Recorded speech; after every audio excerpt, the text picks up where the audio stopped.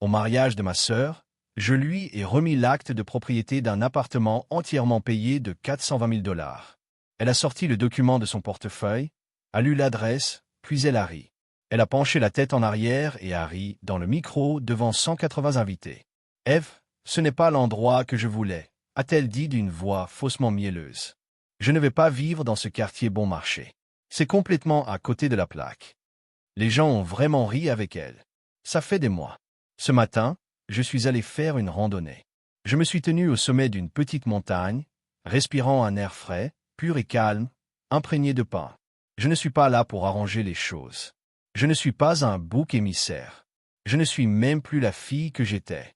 Laissez un commentaire pour me dire d'où vous écoutez et quelle heure il est chez vous. J'aimerais savoir qui fait partie de notre communauté. Il faut comprendre ce sourire. Ce n'était pas le sourire d'une femme blessée ou embarrassée. C'était le sourire que j'affiche lors de négociations de fusion à plusieurs milliards de dollars, juste avant de faire fuir toute une équipe d'avocats de la partie adverse. C'est le sourire qui dit « Je vous vois. J'ai évalué la situation et je m'apprête à liquider tous vos actifs. » C'est mon sourire de mère. Je m'appelle Eve. J'ai 37 ans. Je suis avocate spécialisée en fusion-acquisition, ce qui signifie que je vis dans un bureau impersonnel au 50e étage d'une tour. Ma vie, ce sont des semaines de travail de 100 heures. Du café à 3 heures du matin, toujours froid quand j'arrive enfin à le boire, et des contrats qui doivent être parfaits jusqu'à la dernière virgule. Je suis celle qui règle les problèmes, celle qu'on appelle en cas d'urgence, celle qui signe les chèques, celle qui vit selon la logique et les documents officiels. Ma sœur Madison a 29 ans. Elle aspire à devenir influenceuse bien-être. Sa vie est une esthétique soigneusement orchestrée. Son travail consiste à vivre sa vérité, ce qui implique apparemment beaucoup de lads artistiques, de retraites de yoga et de discours sur l'authenticité, pendant que quelqu'un d'autre paie ses factures. Tout dans son monde est contentement. Mes parents la qualifient de sensible et créative. Ce qu'ils veulent dire, c'est que les règles ne s'appliquent pas à elle. Je me suis assise, je me suis affalée sur ma chaise. Le grincement de mes jambes sur le parquet résonnait de façon obscène dans le silence qui suivit les rires, et l'humour glacial et brutal de la situation m'a frappé de plein fouet. J'avais analysé chaque aspect de cet appartement, les fondations, la sécurité, les finances, la valeur de l'investissement. Je lui avais offert la stabilité. Je lui avais offert une maison. Et elle venait de la refuser parce qu'elle ne correspondait pas à l'esthétique qu'elle souhaitait donner à ses vidéos. Le déclic n'était pas un simple clic. C'était un piège irrémédiable, une arme à feu, et la sécurité était désactivée. Voilà ce que ces 180 invités hilars ignoraient. Voilà ce que le marié, Joshua, qui fixait intensément ses chaussures, semblait ignorer. Je n'étais pas seulement sa sœur.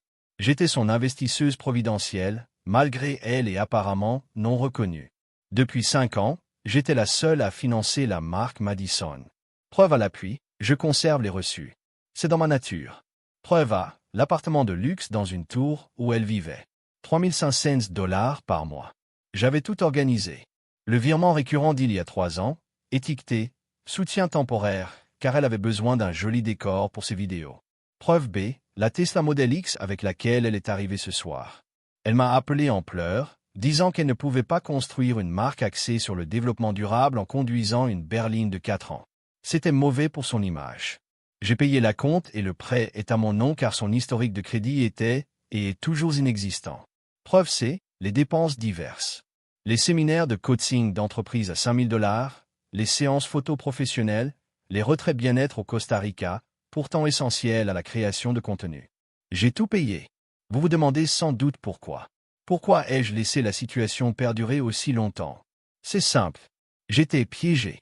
Ma mère, Jessica, m'avait construit la prison psychologique parfaite. Un piège qu'elle tendait depuis notre enfance. Pendant d'innombrables dîners de famille, elle me tapotait la main et me disait « Eve, tu es si responsable. Tu es la plus forte. » Puis elle se tournait vers Madison et disait « Et toi, Maddy, c'est toi la créative. » Quelle délicatesse! Ça a l'air anodin, n'est-ce pas? Mais ça ne l'était pas. C'était du conditionnement. Ma responsabilité était devenue une condamnation à perpétuité. La créativité de Madison était devenue un laissez-passer permanent pour être une parasite. Ma valeur se mesurait à ma capacité à subvenir à ses besoins, aux heures que je faisais, aux chèques que je signais. La valeur de Madison se mesurait simplement à ma présence, au fait de payer pour elle, de la soutenir, de réparer ses erreurs. C'était la seule façon pour moi d'être une bonne fille. Ma générosité n'était pas de l'amour. C'était le prix à payer pour entrer dans ma propre famille. Et elle venait d'encaisser ce prix, ce chèque de 420 000 dollars, et de me rire au nez. Les discours étaient flous. La dispute était sans intérêt. Je suis resté assise là, à siroter de l'eau, mon sourire figé sur mon visage. J'ai attendu que la musique monte et que les gens commencent à se diriger vers la piste de danse, puis je me suis levé pour partir. J'essayais de rester discrète. J'y étais presque. Yves. Je me suis retourné. Madison se tenait près du mur de baignets, une trace de glaçage au poignet. Elle n'était pas triste. Elle n'était pas gênée. Elle était furieuse. « Qu'est-ce que c'était » dit-elle d'une voix sifflante. « Tu essayais de me faire honte ?» À mon propre mariage. Je l'ai juste regardé. C'était un cadeau, Madison. Un cadeau, Eve. Ce quartier est une vraie décharge. C'est hors de propos. As-tu seulement pensé à mon image de marque? À mes clients, aux clients de Joshua. Il n'y a même pas de bonne lumière naturelle pour filmer dans ces appartements. J'ai consulté les annonces. Elle a consulté les annonces. Elle savait ce que c'était, et elle a décidé que ce n'était pas assez bien. Je n'arrive pas à croire que tu es. Fais ça, a-t-elle continué, la voix montant. Tu es juste jalouse. Tu as ton bureau ennuyeux et ta vie ennuyeuse, et tu voulais gâcher ma journée en la ramenant à toi. Madison, ma chérie Beslavoix. Notre mère, Jessica, est arrivée avec ses perles et ses sourires forcés. Elle posa une main sur mon bras, ses ongles s'enfonçant légèrement. Eve, ma chérie, ne sois pas si rigide, dit-elle de sa voix, ce doux poison sirupeux que je connaissais depuis toujours. Tu sais comment est Madison. C'est une créative. Elle veut juste dire, eh bien, tu peux vendre ça et les aider à payer la compte pour quelque chose de mieux. Mon regard passa du visage souriant de ma mère à celui, furieux, de ma sœur. J'essayai de retirer mon bras. Je ne suis pas rigide, maman. Je m'en vais. Le sourire de Jessica ne faiblit pas, mais sa poigne se resserra jusqu'à me faire mal. La douceur disparut de sa voix. Tu n'y partiras pas. Elle siffla, son visage tout près du mien, son sourire toujours figé, prêt à débusquer le moindre invité. Écoute-moi, Eve, murmura-t-elle d'un ton sec et rapide. Chacune a son rôle. Ce n'est pas le moment de faire des scènes. Tu es la forte. Tu es la responsible. Ta sœur, elle a besoin de ça pour son entreprise. Elle a besoin de bien démarrer. Ton père et moi, on ne peut pas. Tu sais, on ne peut pas. Ne sois pas égoïste juste parce que tu es blessé. Ne sois pas égoïste juste parce que tu es blessé. Voilà. C'était la ligne, la justification de décennies de vampirisme financier. Je n'étais pas une personne. Je n'étais ni une fille ni une sœur. J'étais un rôle. J'étais la forte. J'étais la banque familiale. Et mon seul devoir était d'être transparente, sans poser de questions. J'ai regardé le visage parfaitement maquillé et désespéré de ma mère. Et j'ai enfin compris. Elle ne se contentait pas de couvrir Madison. Elle était l'architecte de tout le système. Rolls, ai-je répété d'une voix monocorde. Et à cet instant, le dernier vestige de culpabilité en moi, la dernière trace de culpabilité de la pourvoyeuse, s'est évaporée. J'ai regardé ma mère, Jessica. Je l'ai vraiment regardée, non pas comme ma mère, mais comme l'associé principal de cette entreprise familiale frauduleuse, l'architecte. Mon sourire de mercenaire avait disparu. Il ne restait plus que mon visage. Je me suis retourné vers Madison. Ma voix était calme, monocorde, et avait toute la chaleur d'une assignation à comparaître. Madison, les clés de la Tesla maintenant. Elle a cligné des yeux, la colère sur son visage vacillant, remplacée par la confusion. Quoi? Arrête, Eve. Tu en fais tout un drame. C'est mon mariage. Les clés? Ai-je dit. Ce n'était pas une demande. Le prêt est à mon nom. L'assurance est à mon nom. La carte grise est à mon nom. C'est ma voiture. Je m'arrangerai pour qu'une dépanneuse vienne la chercher lundi, mais pour ce soir, je veux les clés. Yves. La voix de ma mère était un craquement sec. Tu ne feras pas ça. Tu ne feras pas honte à cette famille. C'était la limite. J'ai tourné la tête juste assez pour la regarder. Ce n'est pas moi qui fais honte à cette famille, maman. Vous vous en êtes déjà occupées toutes les deux. J'ai regardé par-dessus leur épaule à travers les grandes portes vitrées jusqu'au voiturier à l'extérieur.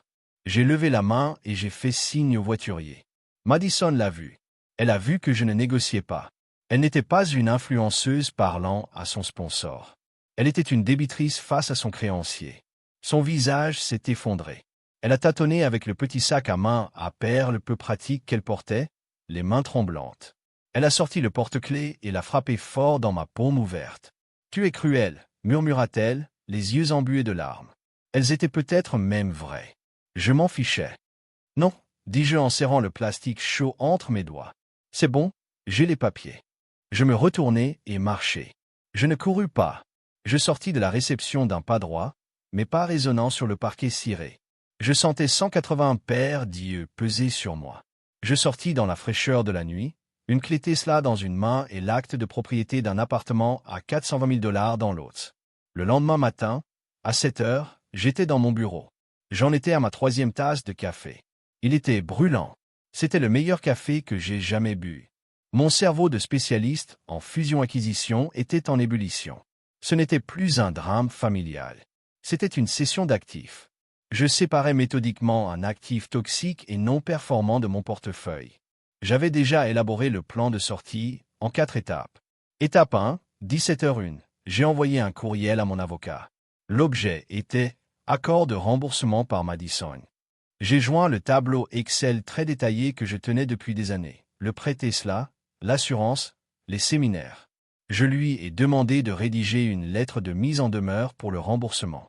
Étape 273, je me suis connecté à ma banque. J'ai trouvé le virement automatique récurrent de 3 500 $ intitulé « Aide temporaire ». J'ai cliqué sur « Annuler ». Une petite fenêtre contextuelle, très satisfaisante, est apparue. Êtes-vous sûr de vouloir annuler ce paiement récurrent? J'ai cliqué sur « Oui ». Étape 3, 7h05. J'étais au téléphone avec mon courtier d'assurance. J'ai retiré Madison de la liste des conducteurs de mon contrat. J'ai annulé la vente en cours de la Tesla. Étape 4, de 7h à 10h, le dernier rempart. J'ai passé en revue tous mes comptes, Netflix, Amazon, le code d'alarme de mon immeuble, mon forfait téléphonique, tous les mots de passe partagés, tous les points d'accès. J'ai tout changé. Le nettoyage était terminé. Je me suis adossé et j'ai pris une autre gorgée de mon café. Il était encore chaud. Il avait le goût de la liberté. Il faut que je revienne un instant en arrière. Car ce que j'ai fait à 7 heures du matin n'était pas un acte de colère. J'étais en possession de preuves. Quand je suis rentré du mariage juste après minuit, j'étais épuisé. Pas seulement fatigué, mais vidé. J'ai franchi le seuil de mon appartement et le silence était assourdissant. J'ai pris une douche, restant longtemps sous l'eau brûlante, essayant de me débarrasser de l'odeur de champagne au glaçage à la crème au beurre et de la trahison si particulière de ma sœur. En sortant, après m'être essuyé les cheveux, je l'ai vu. Une simple enveloppe blanche s'était glissée sous ma porte. Pas d'adresse d'expéditeur. Juste mon nom, Eve, inscrit en lettres cursives sur le devant, d'une écriture que j'ai presque reconnue. Je l'ai ouverte. À l'intérieur, un petit mot manuscrié. Quelques feuilles de papier imprimées, pliées. Le mot venait de Joshua, le marié. Eve, disait-il. C'est de moi, pas de Madison. Je ne savais pas. Je le jure devant Dieu, je n'étais au courant ni du loyer, ni de la voiture, ni de rien. Elle m'a dit que tu avais juste donné un coup de main. J'ai trouvé ça dans ses brouillons pendant qu'elle prenait sa douche. Je suis vraiment désolé pour ce soir. Je ne sais pas quoi faire. J'ai reposé son mot et déplié les impressions. J'ai eu un frisson. Ce n'était pas un SMS. C'était une capture d'écran d'une application de notes partagée sur un iPhone. Le titre de la note était « Budget d'Eve ». Et l'icône de partage en haut indiquait que Madison n'était pas la seule personne à l'origine de cette liste. L'autre collaboratrice, la co-auteure de cette liste, était notre mère, Jessica. Ce n'était pas une liste de choses que j'avais déjà payées. C'était une liste de dépenses futures. C'était un plan d'affaires.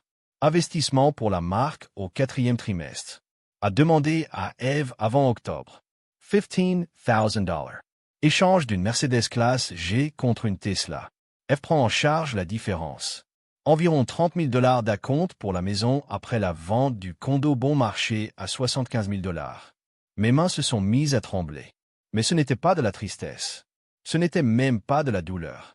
C'était une rage si froide et si pure. Presque paisible. Ce n'était pas un simple sentiment de droit toxique et passager. C'était prémédité.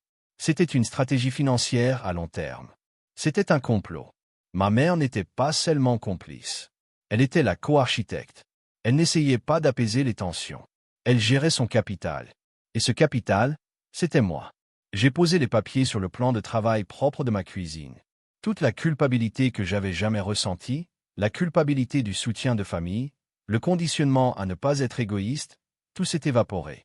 Je ne quittais pas une famille. Je sortais d'une association frauduleuse. C'est alors que je suis allé me coucher. J'ai dormi 6 heures d'affilée. Et quand je me suis réveillé à 7 heures, je n'étais pas émotive. J'étais une avocate signant un contrat. Un contrat que j'étais enfin en train de réprimander avec fermeté. À 8 heures, mon téléphone n'arrêtait pas de sonner. La conversation de groupe familial, que je gardais habituellement en mode silencieux, était en ébullition. D'abord, Madison, tu es sérieuse? Tu as annulé mon loyer. Notre lune de miel est demain. Tu essaies de me gâcher la vie. Ensuite, tante Ève, ta mère est hors d'elle. Comment as-tu pu être aussi cruelle après tout ce qu'elle a fait pour toi? Encore Madison. Tu as volé ma voiture. J'appelle la police. J'ai regardé les messages s'accumuler, formant cette vague numérique d'hystérie orchestrée. Je n'ai pas répondu. Je ne me suis pas défendu. J'ai simplement ouvert mes photos, sélectionné la capture d'écran du budget EES partagé, repéré celle où les noms de Madison et Jessica apparaissaient en haut, et je l'ai posté dans la conversation de groupe.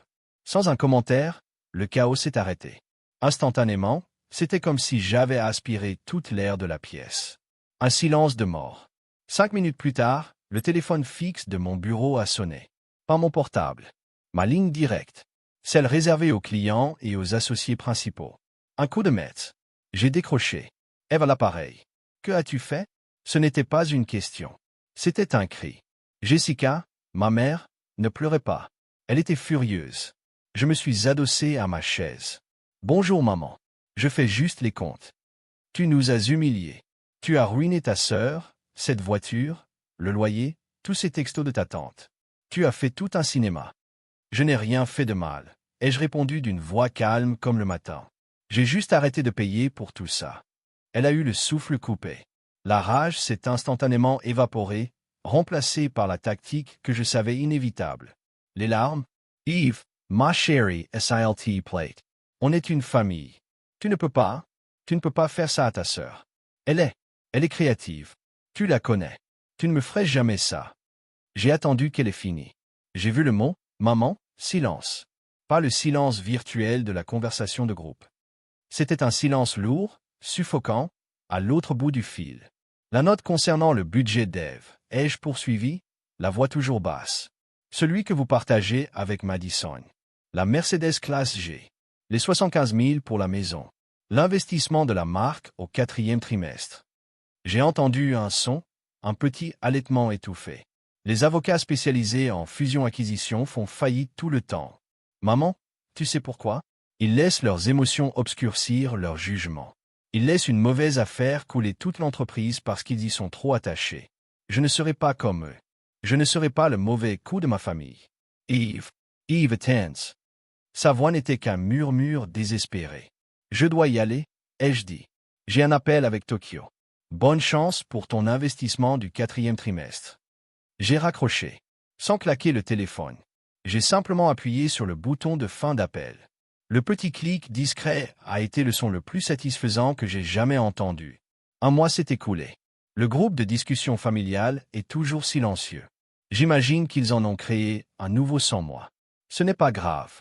L'appartement à 420 000 $, je ne l'ai jamais vendu. Je l'ai mis en location.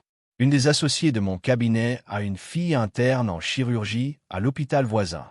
Elle et son conjoint cherchaient désespérément un endroit sûr et calme à un prix abordable. Je le leur ai cédé à un prix bien inférieur à celui du marché. Ils m'envoient des photos du coucher de soleil prises depuis le balcon. Ils disent que ce logement stable et paisible, si proche de l'hôpital, leur a été d'un grand secours pendant leur garde de 36 heures. C'est drôle. Une faille. La Tesla Model X est dans mon garage. Je la conduis le dimanche juste pour maintenir la batterie chargée. Elle sent encore légèrement le parfum noix de coco vanille de Madison, mais l'odeur s'estompe de jour en jour. Elle sent un peu moins son odeur et un peu plus rien. Juste une voiture. Je n'ai pas supprimé le tableur du budget d'Ève. Après tout, je suis avocat. On ne supprime jamais les preuves. J'ai simplement renommé le fichier « Leçon apprise » et je l'ai archivé. C'est dimanche matin, 7 heures. Je ne suis pas en conférence téléphonique. Mon téléphone ne vibre pas avec des messages de Madison me réclamant un acompte pour un mur végétal. Je suis sur mon balcon, avec vue sur la ville. Le calme règne. Je tiens une tasse de café. J'en prends une gorgée et, pour la première fois depuis des lustres, je sens qu'il est encore chaud. Je ferme les yeux. Je sens le soleil sur mon visage et cette étrange sensation de légèreté, comme un fardeau que je portais depuis si longtemps. Un poids dont j'ignorais même l'existence. Il a tout simplement disparu. Cette histoire parle de trouver ses limites. Elle parle de comprendre enfin que dire non est une phrase complète. Si vous vous êtes déjà senti ne serait-ce qu'un instant, responsable de tout, celui ou celle qu'on attend de vous, partagez cette histoire. On ne sait jamais qui a besoin d'être autorisé à enfin se libérer de ce fardeau et à reprendre sa vie en main.